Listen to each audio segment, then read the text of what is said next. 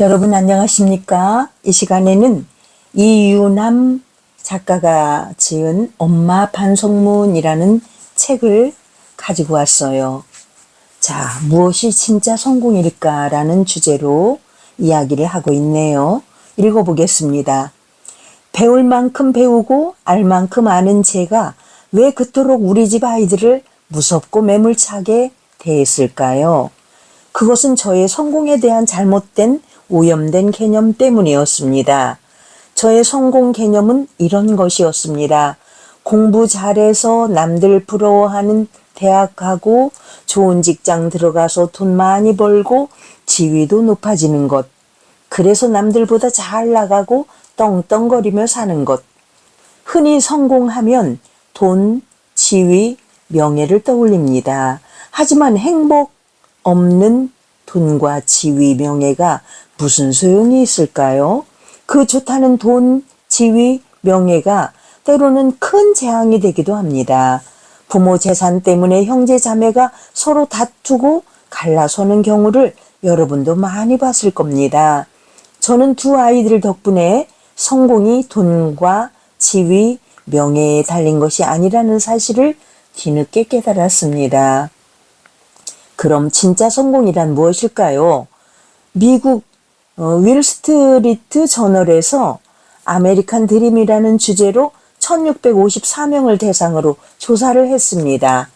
당신은 언제 성공했다고 생각하느냐는 질문에 다음과 같은 결과가 나왔다고 합니다. 2위는 행복한 결혼, 3위는 행복한 인간관계, 4위는 자신을 존경하는 친구를 갖는 것, 5위는 자기 분야의 정상에 서는 것, 6위는 권력 또는 영향력을 갖는 것, 7위 부자가 되는 것, 8위 명성을 얻는 것. 그렇다면 1위는 무엇이었을까요? 바로 존경받는 부모가 되는 것이었습니다. 오늘 여러분 자녀들을 앉혀놓고 이렇게 질문해 보시지요. 너는 나를 존경하니? 많은 아이들이 엄마가 좋아요, 아빠 사랑해요 라는 말은 많이 하지만 존경한다는 말은 쉽게 하지 않습니다. 저는 우리 아이들이 학교를 그만두기 전인 2004년에 이와 관련된 성공하는 사람들의 7가지 습관이라는 리더십 연수를 받은 적이 있습니다. 이 과정에서 한 강사가 과제를 내주었습니다. 집에 돌아가 자녀에게 너는 나를 존경하니? 라고 묻고 아이가 어떤 대답을 했는지 발표를 하라는 것이었습니다.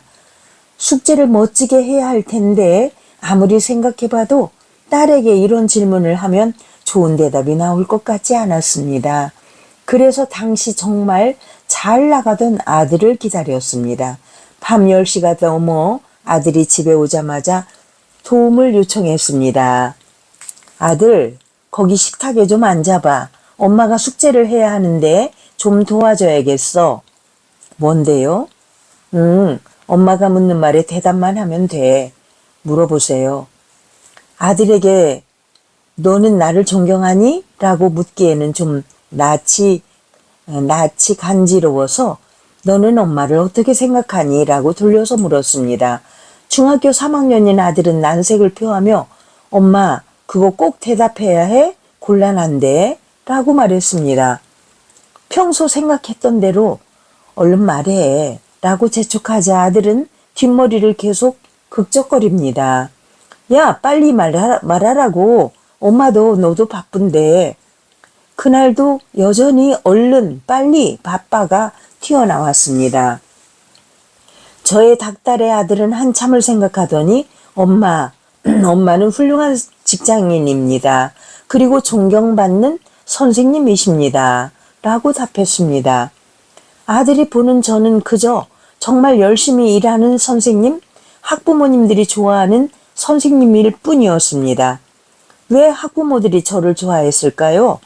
제가 가르치는 학급에 배정받으면 성적이 엄청 올랐기 때문입니다. 다른 반에서 3명이 상을 받으면 우리 반 아이들은 10명 이상이 받았습니다. 숙제 안 해오는 아이들도 없었고 지각하는 아이들도 거의 없었습니다. 그래서 학년이 바뀔 때면 제가 담임이 되게 해달라고 기도하는 어머님들까지 있었다고 합니다. 이런 사실을 잘 알고 있던 아들은 저를 훌륭한 직장인, 존경받는 선생님이라고 말했던 거지요. 그리고 지나가듯 이렇게 덧붙였습니다. 그런데 저는 직장 다니는 여자와는 절대로 결혼하지 않을 겁니다. 여러분, 이것은 무슨 뜻일까요? 이 말은 당신은 직장에서는 잘하고 있는지 모르지만 부모로서는 빵점이라는 의미를 우회적으로 한 말이 아니었을까요? 그런데 미련한 저는 이 말을 알아듣지 못했습니다. 사람은 자기가 필요한 말만 알아듣는 선택적 경청을 하는 경우가 많습니다. 저는 훌륭하다, 존경받는다는 그런 말만 들으면 되었기에 이렇게 답했습니다. 그래, 남자가 잘 나가면 여자가 직장 안 다녀도 되지. 네가 잘 나가면 되겠네. 이왕이면 살림 잘하고 아이 잘 키우는 여자 만나. 그래서 엄마 집 냉장고에 반찬 좀 넣어주라. 돈은 줄 테니까. 아이는 엄마의 농담 반 진담 반에 그저 씁쓸한 웃음을 짓습니다. 그런 아들에게 저는 한마디 더 했습니다. 그러려면 공부를 열심히 해야 하는 거야. 얼른 들어가 공부해. 저는 아이에게 너는 왜 직장 다니는 여자가 싫으니? 라고 물어봤어야 했습니다. 아이들 말에는 많은 생각과 마음이 담겨 있습니다. 그 말을 한 아들 마음에는 얼마나 많은 생각들이 담겨 있었을까요? 입 밖으로 꺼낸 말은 빙산의 일각일 뿐 그 안에 어마어마한 덩어리가 숨겨져 있었을 텐데 저는 그것을 놓치고 있었던 겁니다. 부모가 무식하다는 것은 학교를 다니지 못했다는 말이 절대로 아닙니다. 석사, 박사 학위가 있으면 뭘 합니까? 자기 자식의 마음을 읽지 못하고 아이가 말하는 의미가 무엇인지 모르면 무식한 부모, 무자격 부모인 것이지요. 저는 영어만 해석을 못하는 게 아니라 아들이 한 우리말도 해석을 못하고 있었던 겁니다. 운전면허 없이 운전하면 본인이 잡혀갑니다. 하지만 무자격으로 아이들을 교육하면 내가 아니라 아이들이 감옥에 갈 수 있습니다. 앞에서 진정한 성공은 자녀로부터 존경받는 부모라는 미국 설문조사 결과를 살펴봤습니다. 그럼 어떻게 하면 자녀로부터 존경받을 수 있을까요? 어떤 분이 성공이란 성장하며 공유하는 것이라고 정의하셨는데 저도 깊이 공감합니다. 성장하며 공유하는 것, 스스로 노력하면서 성장하고 갖고 있는 것들을 남과 나누는 것, 그것이야말로 진정한 성공이고 그러기 위해 노력하는 부모가 자녀로부터 존경받을 것이라고 생각합니다. 이 말을 읽으며 저는 저희 자녀들을 생각하게 되네요. 아이들이 저를 존경하지 않는 것 같아요. 저도 비슷한, 이 사람과 거의 비슷해요. 학교에서는 인기 있는 선생님, 성공한 교장, 이렇게 퇴임했는데 우리 아이들에게는 진정 존경받는 엄마가 아닌 것 같습니다. 여러분, 정말 진정한 성공에 대한 것을 다시 한번 생각하는데 엄마 반성문이라는 책이 바로 제가 반성문을 써야 할 시점에 온 것 같습니다. 그런데 때가 좀 많이 늦었죠. 저도 아이들이 어릴 때부터 이것을 깨달았어야 되는데 후회만큼입니다.